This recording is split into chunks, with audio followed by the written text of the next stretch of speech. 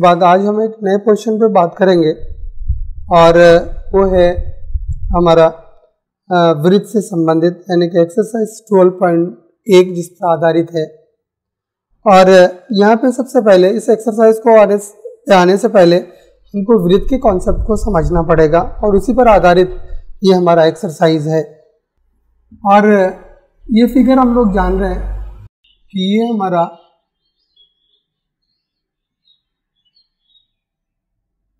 ये ऐसा फिगर हमारा वृत्त है। अब यहाँ पे कुछ चीज़ें हम लोगों को समझना बहुत ज़रूरी है। ये आपका वृत्त का केंद्र,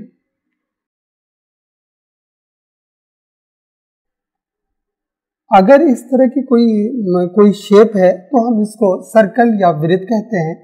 अगर यहाँ से इस बिंदु से वृत्त के केंद्र से अगर एक रेखा खींचें और ये इस लाइन के कहीं पर मिले और इस लाइन को हम लोग परिधि बोलते हैं, परिधि,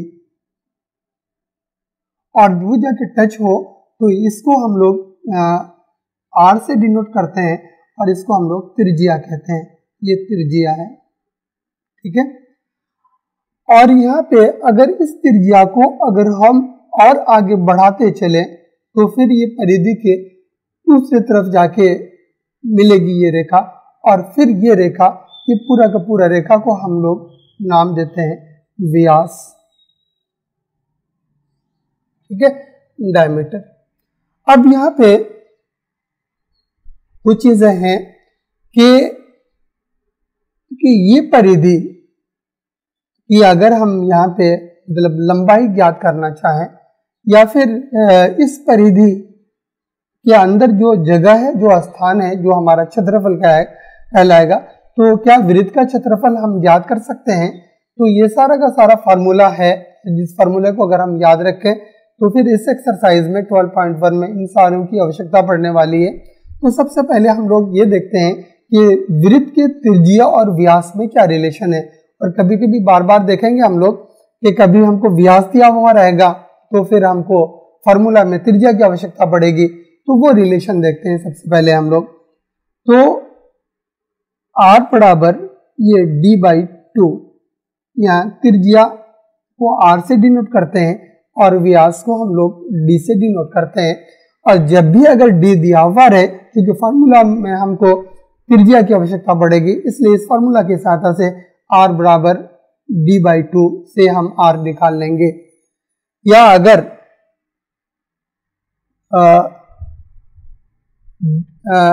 d दिया हुआ है तो r हम हो चुके फार्मूला में। अब हम देखते हैं कि इस वृत्त का अगर हमको परिधि की लंबाई ज्ञात करना रहे तो कैसे ज्ञात करें।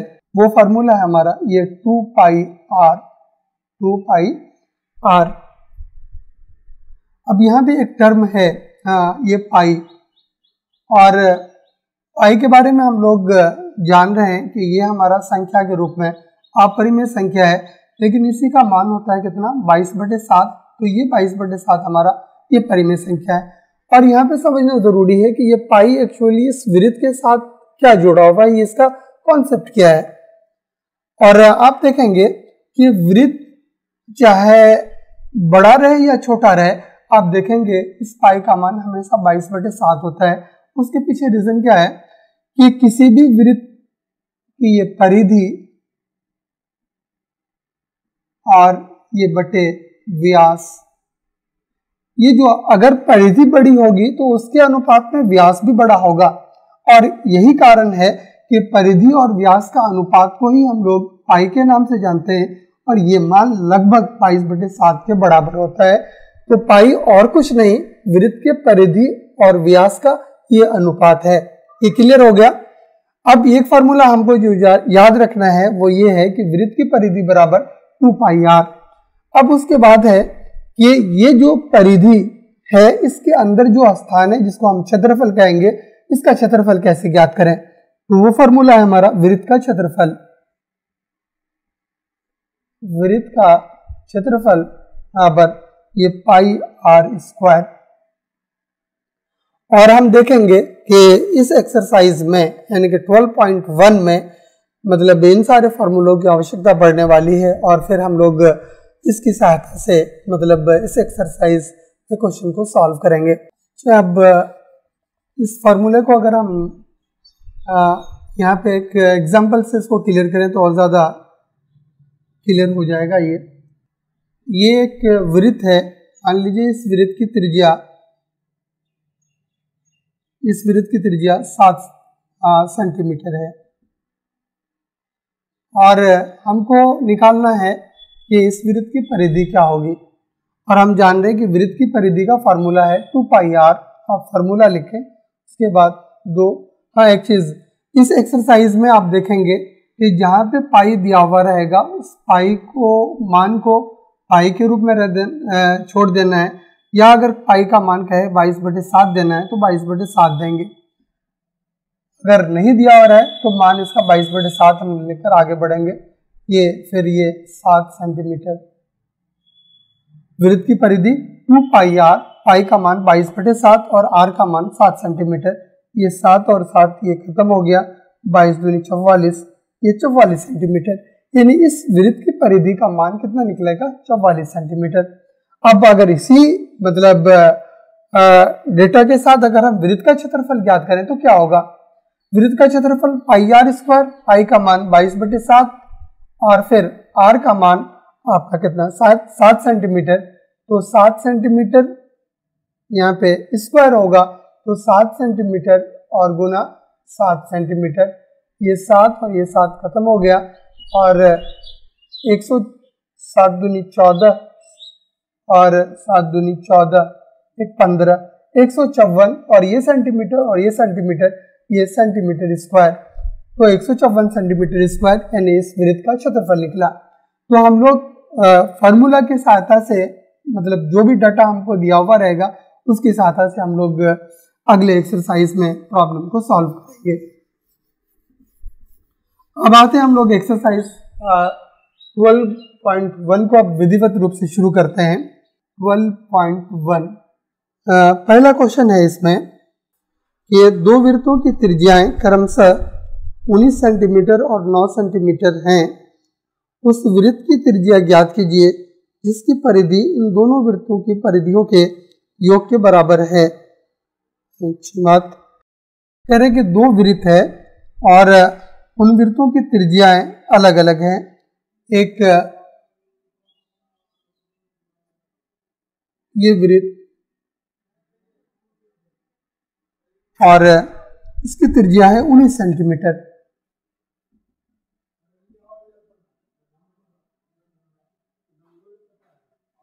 और एक छोटा वृत्त है और इसकी त्रिज्या है 9 सेंटीमीटर।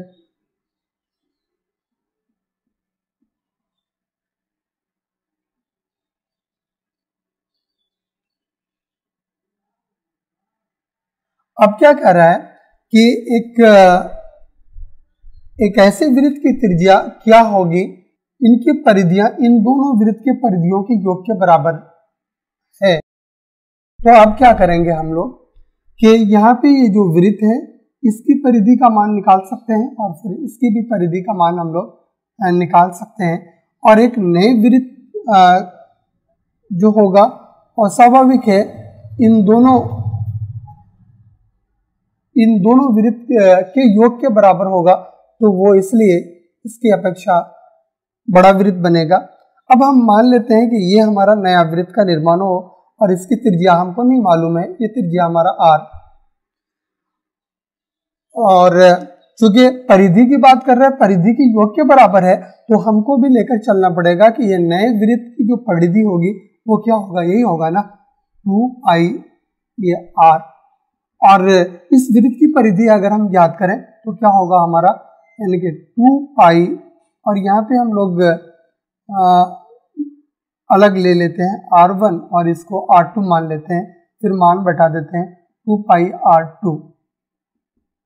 अब ये 2 एक चीज यहाँ पे ध्यान रखना है कि जब इस तरह का क्वेश्चन रहे तो पाई आपका जैसा है उसको वैसा रहने दीजिए, मान बैठाने की जरूरत नहीं है। तो क्या करेंगे, 2π r1 का मान हमारा 19 सेंटीमीटर और फिर प्लस 2π और r2 का मान हमारा 9 सेंटीमीटर। अब यहाँ पे ऐसा लिख सकते हैं ना टू पाई कॉमन अगर हम ले लें तो क्या हो जाएगा, ये 19 सेंटीमीटर और फिर प्लस ये 9 सेंटीमीटर हमारा हो जाएगा। 2 पाई यहाँ से भी बाहर निकला तो 19 सेंटीमीटर और प्लस 9 सेंटीमीटर, और ये हमारा नए वृत्त की परिधि 2 पाई आर, और ये 2 पाई आर इक्वल टू, अब यहाँ पे ये 2 पाई और इनको जोड़ दीजिए आप, 9 दूनी 18 और ये 28 सेंटीमीटर, ये हमारा निकल कर आया। अब यहाँ पे 2 पाई और 2 पाई इधर भी है, ये 2 पाई और 2 पाई हमारा कैंसिल हो जाएगा, तो आर का मान हमारा कितना निकला, ये 28 सेंटीमीटर, और ये आंसर, यही हमारा आंसर हुआ। यानी कि जो नया वृत्त की जो परिधि इन दोनों वृत्त के परिधियों के योग के बराबर और उस वृत्त की त्रिज्या, ये हमारा 28 सेंटीमीटर निकला। और इस तरह के क्वेश्चन को हम लोग इस तरह से सॉल्व करेंगे। अब इसी पर आधारित, लगभग इसी कॉन्सेप्ट पर आधारित है दूसरा क्वेश्चन, अब उसको भी हम लोग देखते हैं। क्या कह रहा है कि दो वृत्तों की त्रिज्याएं क्रमशः 8 सेंटीमीटर और 6 सेंटीमीटर हैं, और उस वृत्त की त्रिज्या ज्ञात कीजिए जिसका क्षेत्रफल इन दोनों वृत्तों के क्षेत्रफल के योग के बराबर है। फिर यहाँ पर भी लगभग उसी तरह का क्वेश्चन है, दो अलग अलग वृत्त और उन वृत्त की त्रिज्या, एक है 8 सेंटीमीटर और एक 6 सेंटीमीटर, ये 8 सेंटीमीटर, और एक छोटा वृत्त है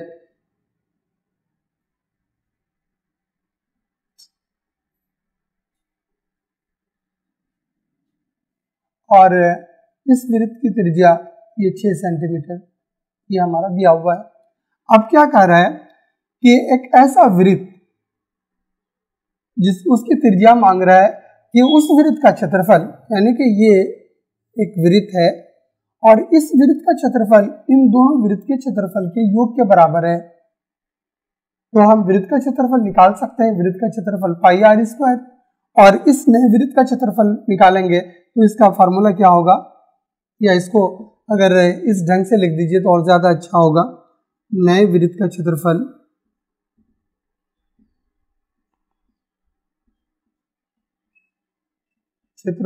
बराबर 8 सेंटीमीटर त्रिज्या वाले वृत्त का क्षेत्रफल। क्या क्वेश्चन कह रहा है कि एक नया वृत्त है और इस नए वृत्त का क्षेत्रफल इन दोनों वृत्त के क्षेत्रफल के योग के बराबर है। तो सबसे पहले हम नए वृत्त का क्षेत्रफल निकालें। नए वृत्त का क्षेत्रफल बराबर क्या हो जाएगा, ये 8 सेंटीमीटर त्रिज्या वाले वृत्त का क्षेत्रफल ये हमारा यहाँ पे पूरा क्लियर हो जाएगा। एक नया वृत्त है और इसका क्षेत्रफल इन दोनों के योग के बराबर होगा, क्षेत्रफल के योग के बराबर होगा। तो नए वृत्त का क्षेत्रफल अगर हम, तो फार्मूला ही हमको मदद करेगा और वो है पाई आर स्क्वायर। ठीक है, अब यहाँ पे बराबर 8 सेंटीमीटर त्रिज्या वाले वृत्त का क्षेत्रफल, अब क्या हो जाएगा, यानी कि पाई r1 स्क्वायर, तो हम डायरेक्ट इसका त्रिज्या का मान ही बैठा देते हैं और वो 8 सेंटीमीटर ये स्क्वायर और फिर प्लस 6 सेंटीमीटर त्रिज्या वाले वृत्त, तो ये पाई और ये 6 सेंटीमीटर ये स्क्वायर, पाई आर स्क्वायर, फिर यहाँ पे pi r square, pi r square, ये पाई आर स्क्वायर। अब यहाँ पे फिर क्या देख रहे हैं कि जब दो वृत्त, अच्छा वो परिधि का योग हो या फिर क्षेत्रफल का योग हो, तो यहाँ पर आप पाई का मान फिर बैठा करके अनावश्यक टाइम को वेस्ट नहीं करना है, पाई को जैसा है वैसे छोड़ देंगे। ये पाई और 8 सेंटीमीटर का स्क्वायर करेंगे, 8 अट्ठे ये 64 सेंटीमीटर स्क्वायर, और फिर पाई को बाहर, अच्छा फिर रहने दीजिए इसको, 64 सेंटीमीटर स्क्वायर, और फिर ये पाई छछा के 36, ये 36 सेंटीमीटर स्क्वायर, और फिर ये pi r square equal to, पाई हम कॉमन ले लेते हैं तो ये 64 सेंटीमीटर स्क्वायर और प्लस ये 36 सेंटीमीटर स्क्वायर, और ये पाई कैंसिल हो गया, ये आर स्क्वायर और 64 और 36 को जोड़िए, 6 4 10, 6 3 9 1 10, यानी कि 100 ये सेंटीमीटर स्क्वायर। और हमको आर का मान निकालना है, तो ये स्क्वायर इक्वल टू के दूसरे तरफ जाएगा तो रूट में बदलेगा, ये 100 ये सेंटीमीटर स्क्वायर, और फिर ये 100 का वर्गमूल आपका 10 और ये 10 सेंटीमीटर आर का मान। तो दूसरे क्वेश्चन में, ये दूसरा क्वेश्चन था हमारा, तो दूसरे क्वेश्चन में जो नया वृत्त का जो क्षेत्रफल हुआ इन दोनों जो अलग अलग वृत्त के क्षेत्रफल के योग के बराबर, तो इसके त्रिज्या का मान कितना निकला, ये हमारा 10 सेंटीमीटर, और यही हमारा आंसर हो गया, आर का मान 10 सेंटीमीटर। तो इस तरह के क्वेश्चन को हम लोग इसी तरह से सॉल्व करेंगे।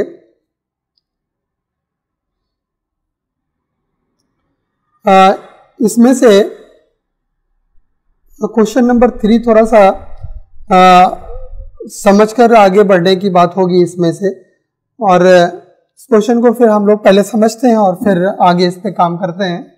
हाँ, क्वेश्चन नंबर 3 है कि आकृति 12.3 एक तीर अंदाजी लक्ष्य को दर्शाती है, जिसमें केंद्र से बाहर की ओर 5 क्षेत्र गोल्ड, रेड, ब्लू, ब्लैक और व्हाइट चिन्हित हैं।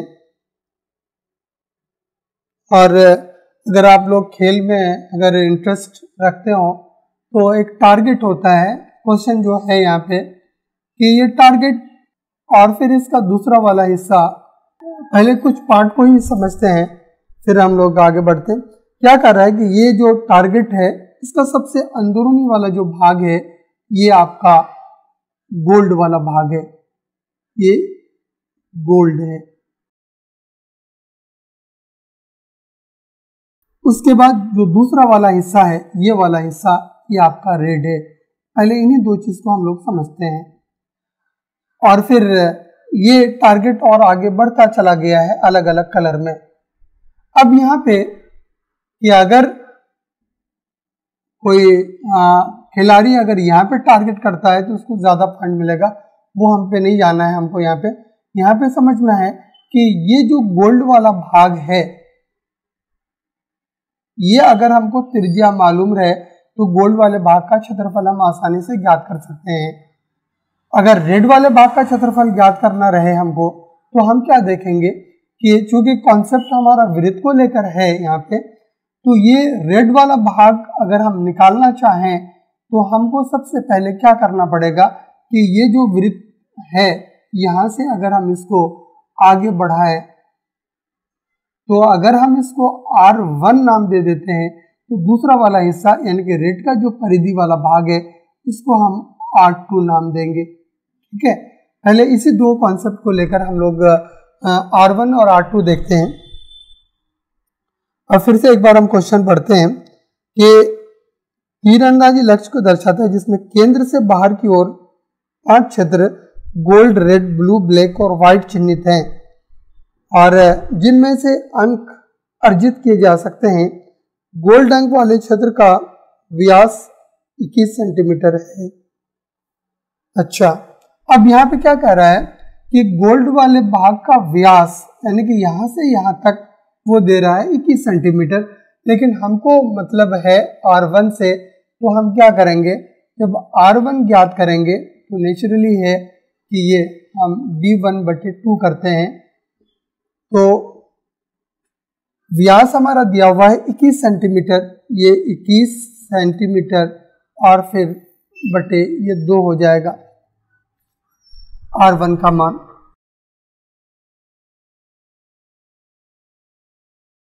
तथा प्रत्येक अन्य पट्टी 10.5 सेंटीमीटर चौड़ी है।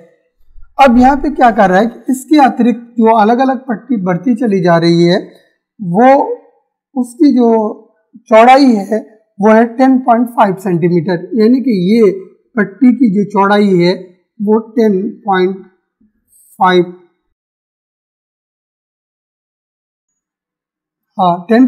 सेंटीमीटर। अब यहाँ पे जो आगे हमको हेल्प करेगा ये R1। R1 हम क्या देख रहे हैं कि जो गोल्ड वाले भाग की जो त्रिज्या होगी वो हमारा R1 होगा। अगर हमको रेड वाले भाग की क्षेत्रफल ज्ञात करना है तो फिर हम वहां पे R2 के कॉन्सेप्ट को लेकर चलेंगे। तब R2 हमारा क्या हो जाएगा, R2 यानी कि R1 और प्लस ये जो पट्टी है चौड़ाई उसमें से उसको जोड़ना पड़ेगा, यानी कि 10.5 ये सेंटीमीटर। ठीक है, अब ये 21/2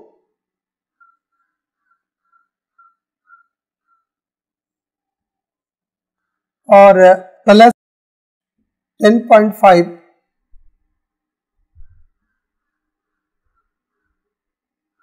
या तो यहाँ पे दो रास्ता है हमारे पास कि या तो यहाँ पे इसको दशमलव में बदल दीजिए या फिर इस दशमलव को भिन्न में आप कन्वर्ट करें। तो 10.5 तो हम लोग यहाँ पे इसको अगर हम कन्वर्ट कर देते हैं 21/2 को दशमलव में तो हो जाएगा 10.5 होगा ना। 21 को 2 से भाग दे रहे हैं तो आपका वो 10.5 आ जाएगा। उसी मान को लेकर हम लोग आगे बढ़ते हैं। ये 10.5 सेंटीमीटर। अब ये R1 और प्लस ये 10.5 इस मान को हम लोग बैठाते हैं 10.5 सेंटीमीटर और प्लस 10.5 सेंटीमीटर, ये हो गया आपका ये 21 सेंटीमीटर, यानी कि R2 का मान हमारा 21 सेंटीमीटर। यहां तो क्लियर है। अब क्या देख रहे हैं कि फिर ये रेड वाला भाग और फिर ये टारगेट का एक फिर अलग एक पट्टी है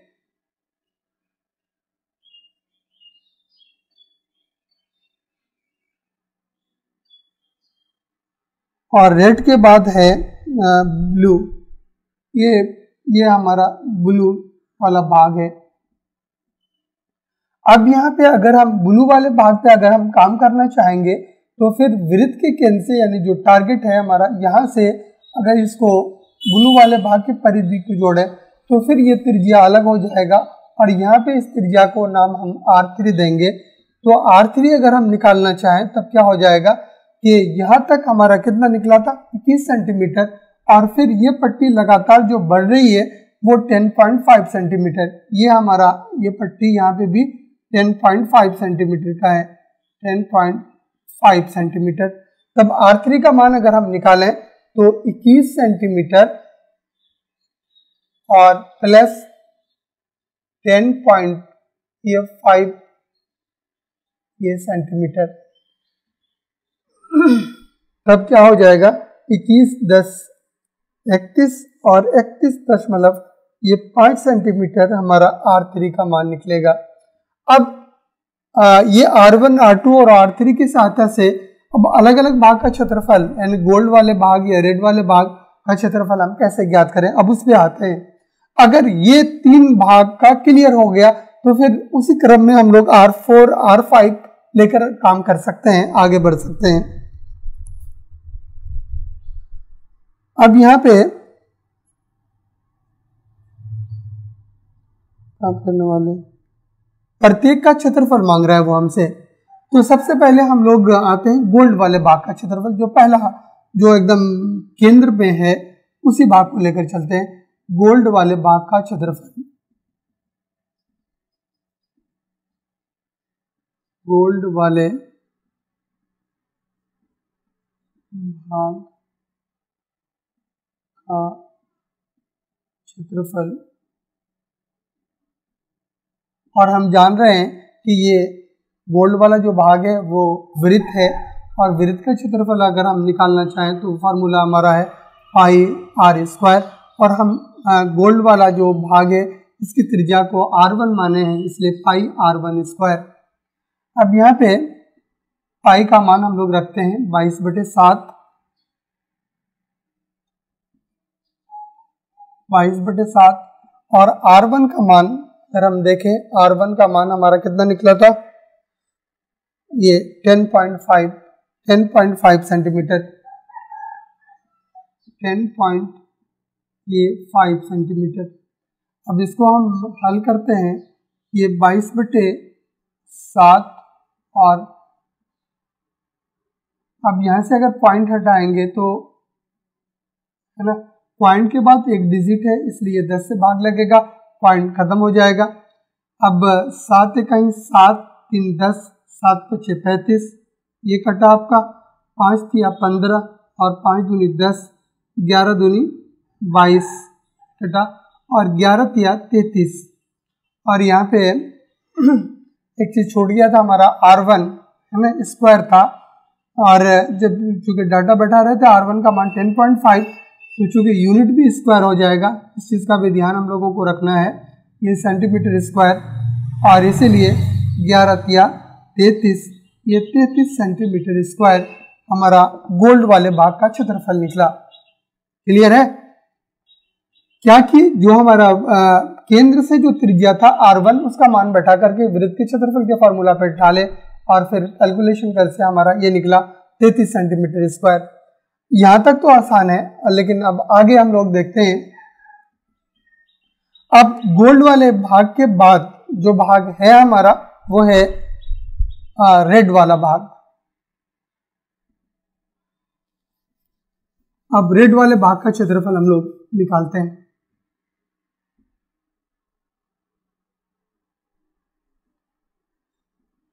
रेड वाले भाग का क्षेत्रफल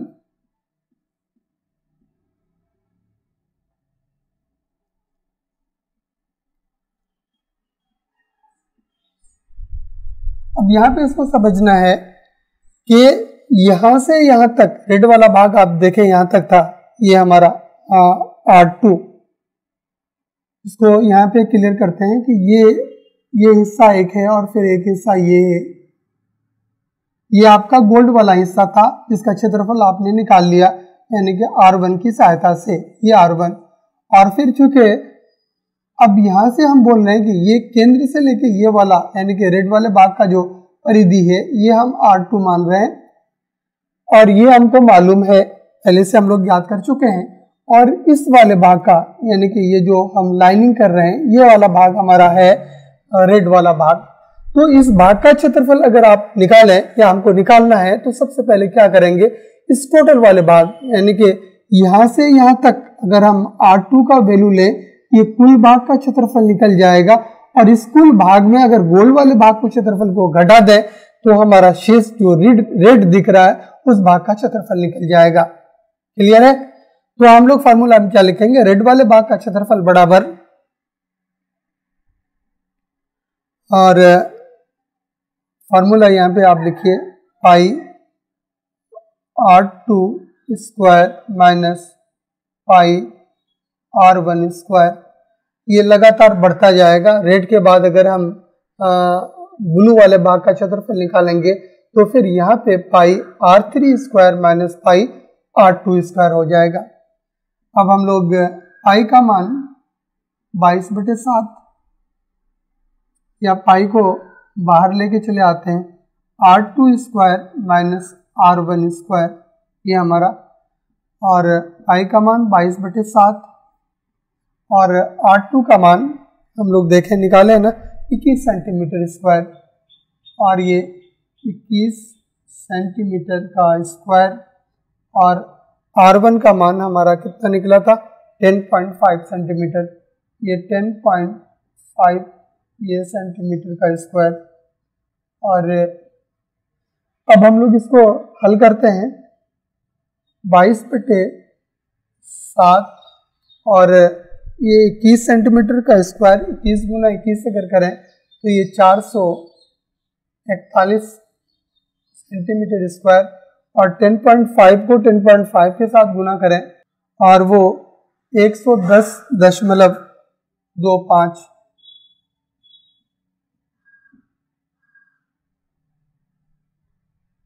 ये आपका सेंटीमीटर स्क्वायर, ये आपका आया। अब यहाँ पे हम लोग फिर आगे बढ़ते हैं। ये 22/7 और 441 को आप 110.25 से घटाइए। यहाँ पे हम लोग कैलकुलेशन से टाइम बचाना चाहते हैं, इसलिए डायरेक्ट 441 सेंटीमीटर स्क्वायर को 110.25 से आप घटाएंगे तो वो 330.75 ये सेंटीमीटर स्क्वायर आएगा। ब्रैकेट हम हटा दिए। अब यहाँ पे हम लोग अब आगे और कैलकुलेशन करते हैं। अब 7 से तो डायरेक्ट ही कटने वाला, और अगर हम इसको सॉल्व करें टोटल को तो ये हमारा निकलता है 7, 2, 7, 6.5 और बटे ये 7 ये सेंटीमीटर ये स्क्वायर। अगर इसको भाग दें तो वो हमारा निकल कर आता है 10.39.5 ये हमारा सेंटीमीटर स्क्वायर। ये हमारा रेड वाले भाग का क्षेत्रफल ये हमारा निकल कर आएगा। अब इसी तरह से ये तो क्लियर हो गया कि रेड वाले भाग का क्षेत्रफल हम लोग कैसे निकालें। यहाँ पे सिर्फ आगे बढ़ते जाएंगे तो त्रिज्या का मान हमारा बढ़ता चला जाएगा। अब एक भाग और निकालते हैं, उसके बाद बाकी आप इसी क्रम में उसको आप निकाल लेंगे। रेड के बाद हमारा भाग था ब्लू वाला भाग।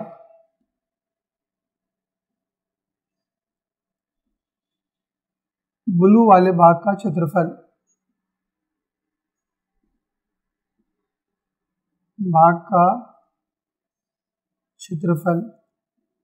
और हम जानेंगे कि ब्लू जैसे ही हम यहाँ पर आ गए तो ये फिर हमारा त्रिज्या बढ़ गया, तो ये पाई r3 स्क्वायर और माइनस पाई r2 स्क्वायर, और ब्लू वाले भाग का क्षेत्रफल ये हो जाएगा पाई r। अच्छा, चूंकि हमको इसका क्षेत्रफल पाई फिर कॉमन ले लेते हैं। r3 का मान हम लोग निकाले थे 31.5, ये 31.5 सेंटीमीटर का स्क्वायर, और फिर माइनस, और r2 का मान था हमारा कितना, ये 21 सेंटीमीटर, ये 21 सेंटीमीटर का ये स्क्वायर। अब फिर मान बटाएं पाई का मान ये 22/7 और फिर सॉल्व करें 31.5 को 31.5 के साथ। 31.5 का अगर स्क्वायर निकालेंगे तो ये मान आपका आएगा 992.25 ये सेंटीमीटर स्क्वायर, और 21 गुना 21 ये आपका 441 ये सेंटीमीटर स्क्वायर। अब फिर आगे इसको सॉल्व करें। ये 22/7 और इसको आप 992.25 को आप घटाइए 441 सेंटीमीटर स्क्वायर से, तो वो आपका, यहाँ ब्रैकेट को हम हटा देते हैं सॉल्व करने के क्रम में, ये 551.25 ये आपका सेंटीमीटर स्क्वायर। और फिर आगे इसको फिर आप सॉल्व करें। थोड़ा सा कैलकुलेशन है ज़्यादा है इसमें, लेकिन करना तो पड़ेगा, कैलकुलेशन से डर के काम हमारा होगा नहीं। और इसको फिर अगर हम सॉल्व करें तो ये आपका 551.25 को 22 से गुना करें तो ये डाटा आपका हो जाएगा 127.5 और बटे 7 ये आपका सेंटीमीटर स्क्वायर, और ये 1732.5 ये सेंटीमीटर ये स्क्वायर, ये हमारा आंसर निकला। तो इस तरह से हम क्या देख रहे हैं कि ब्लू वाले भाग का क्षेत्रफल भी हम लोग इस तरह से हम लोग निकाल लिए 32.5 सेंटीमीटर स्क्वायर। इसी तरह से हम लोग ब्लू वाले भाग के बाद और बाकी भाग है तो हम लोग क्या करेंगे, फिर R4 ज्ञात कर लेंगे। R4 में क्या होगा कि 31.5 सेंटीमीटर में हम जोड़ देंगे वो जो पट्टी है 10.5 को, उसको जोड़ देंगे तो वो जो हमारा निकलेगा वो हमारा R4 हो जाएगा। तो अगले वाले भाग के क्षेत्रफल में फिर उसी तरह से हम पाई R4 square minus pi R3 square के डाटा को लेकर आगे चलेंगे, कैलकुलेशन करेंगे तो फिर अगले भाग का क्षेत्रफल निकल जाएगा। और उम्मीद है कि ये अगर क्लियर हो गया तो बाकी भाग चाहे वो कितना भी दे दे आप इसी क्रम से निकालते चले जाएंगे। चलिए अब हम लोग क्वेश्चन नंबर 4 पे बात करते हैं। क्वेश्चन नंबर 4 कह रहे हैं कि किसी कार के प्रत्येक पहिए का व्यास 80 सेंटीमीटर है। तो हम लोग एक हर पहिए को बनाने की ज़रूरत नहीं, एक पहिए को लेकर अगर आगे बढ़ें तो उसी से बात समझ में आ जाएगी। ये कार का पहिया है और कह रहा है कि इसका जो व्यास है वो 80 सेंटीमीटर है। व्यास का मतलब d का मान वो दे रखा है, ये 80 सेंटीमीटर। लेकिन हमको d नहीं चाहिए बल्कि हमको r चाहिए, तो r बराबर d/2 यानी कि 80 सेंटीमीटर और फिर बटे 2 ये आपका 40 सेंटीमीटर। यानी कि इस पहिए का जो त्रिज्या है वो हमारा निकला 40 सेंटीमीटर।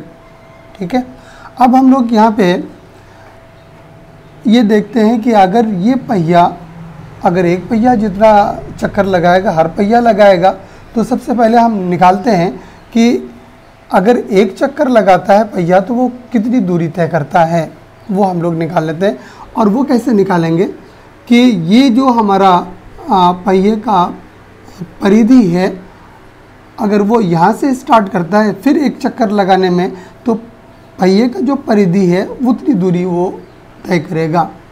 तो हम लोग निकाल लेते हैं कि एक चक्कर में पहिए द्वारा तय की गई दूरी, और ये दूरी हमारा यानी कि वृत्त का जो परिधि का फार्मूला होता है उसी से निकलेगा, और वो फार्मूला 2 पाई ये r, और 2 पाई का मान जान रहे हम लोग 22/7, और r का मान हमारा निकला है ये 40 सेंटीमीटर।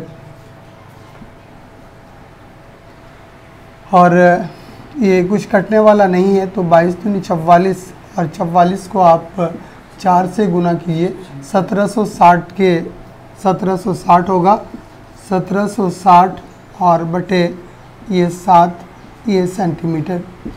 यानी कि एक चक्कर में 1760/7 सेंटीमीटर की दूरी तय करेगा। यानी कि ये अब हम लोग एक दिया हुआ है कि कार की जो चाल है वो 66 किलोमीटर प्रति घंटा है। 66 किलोमीटर प्रति घंटा चाल दे रखा है हम लोगों को, 66 किलोमीटर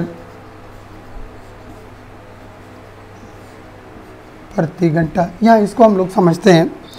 और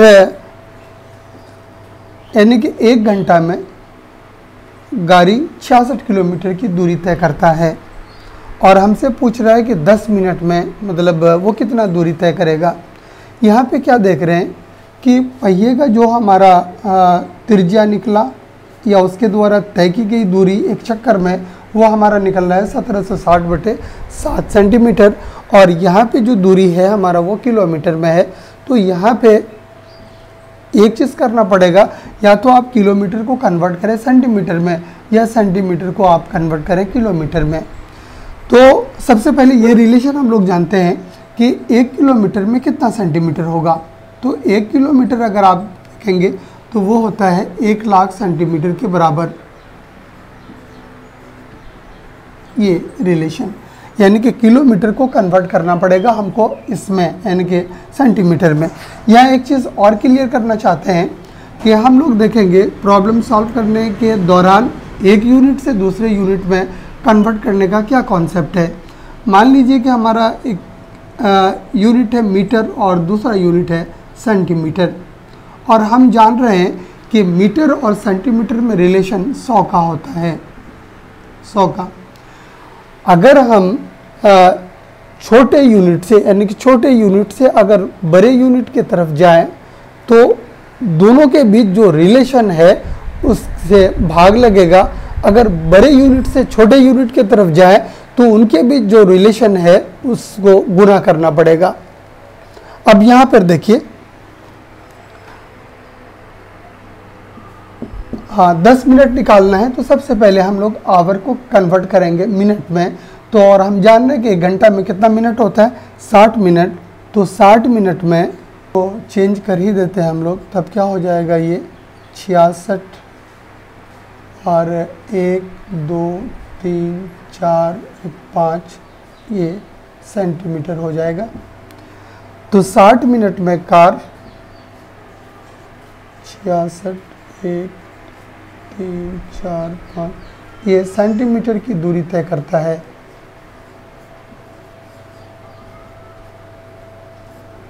दूरी तय करता है। और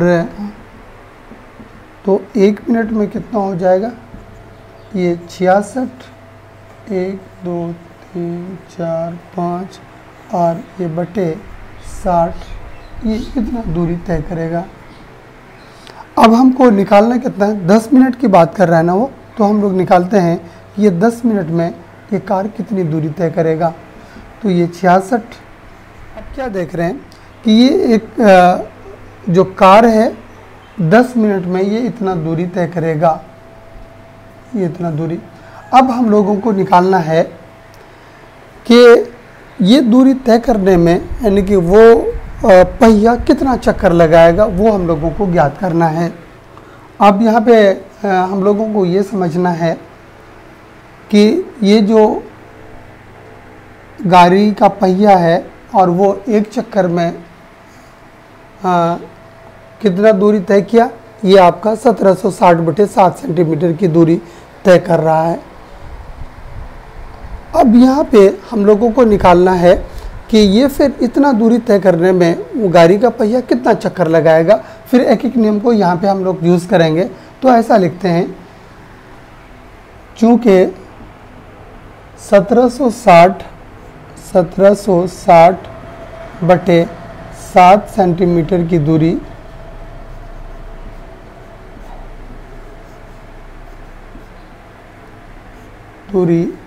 तय करता है एक चक्कर में,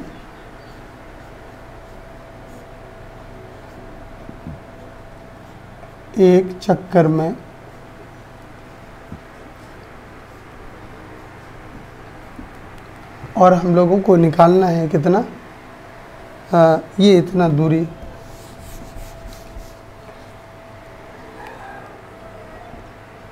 इसलिए 1 में कितना होगा, ये 1 बटे 1760 और ये 7 और ये दूरी है हमारा 11। अब हम लोग इसको सॉल्व करते हैं, ये 0 0 कैंसिल हो गया।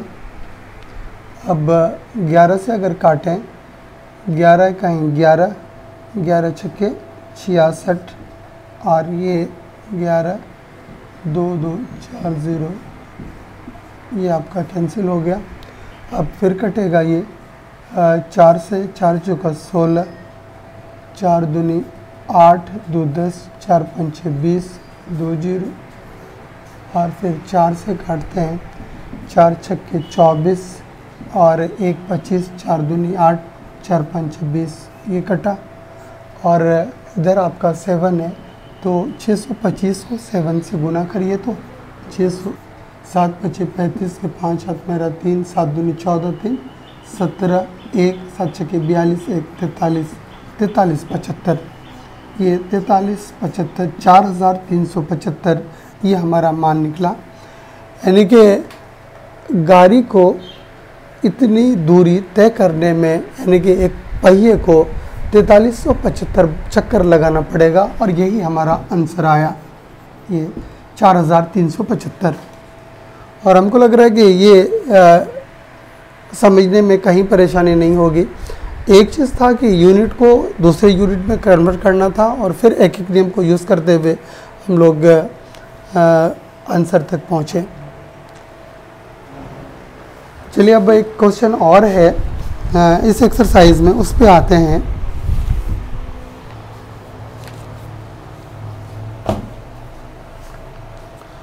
और वो क्वेश्चन नंबर 5 है, कह रहे कि निम्नलिखित में सही उत्तर चुनिए तथा अपने उत्तर का औचित्य दीजिए। यदि एक वृत्त का परिमाप और क्षेत्रफल संख्यात्मक रूप से बराबर है तो उस वृत्त की त्रिज्या है। ये क्वेश्चन अगर कहा जाए तो ऑब्जेक्टिव टाइप क्वेश्चन है। ये क्वेश्चन क्या कह रहा है कि ये वृत्त है और वृत्त का परिमाप और क्षेत्रफल, दो चीज़ बात कर रहे हैं वो, परिमाप और क्षेत्रफल की बात, और ये इधर क्षेत्रफल। अब यहाँ पे जोड़ देते हैं हम लोग वृत्त के साथ इसको, और फिर ये वृत्त का क्षेत्रफल। ये क्या कर रहा है कि ये वृत्त है और इन दोनों का मान आपस में बराबर है, परिमाप और वृत्त का क्षेत्रफल। और यहाँ पर एक चीज़ हमेशा ये टर्म परिमाप जो है इसके कॉन्सेप्ट को समझना ज़रूरी है। और कभी कभी आप देखिएगा परिमाप के साथ एक दूसरा शब्द भी आता है, वो परिमिति, और दोनों लगभग एक ही जैसा है।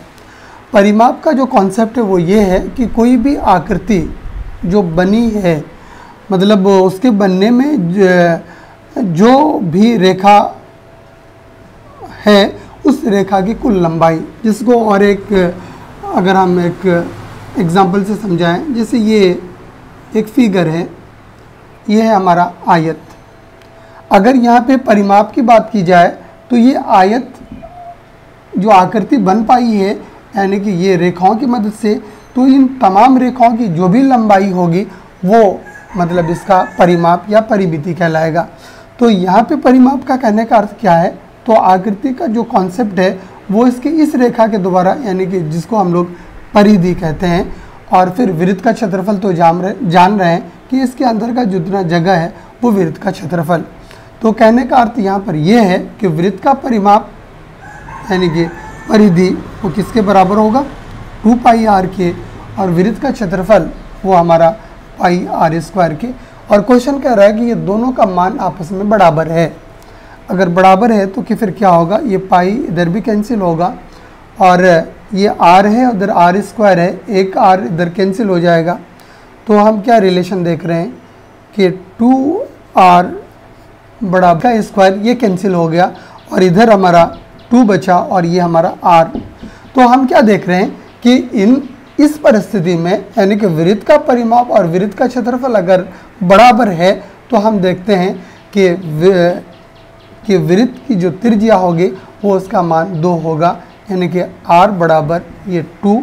और यहाँ पे ऑप्शन दिया हुआ है हमारा ये 2 मात्रक, चाहे वो मात्रक 2 कोई भी यूनिट हो सकता है, सेंटीमीटर, मीटर, और इसलिए राइट आंसर हमारा हो जाएगा यहाँ पे यानी कि ए, जिसका आंसर है यानी कि 2 मात्रक। क्लियर है।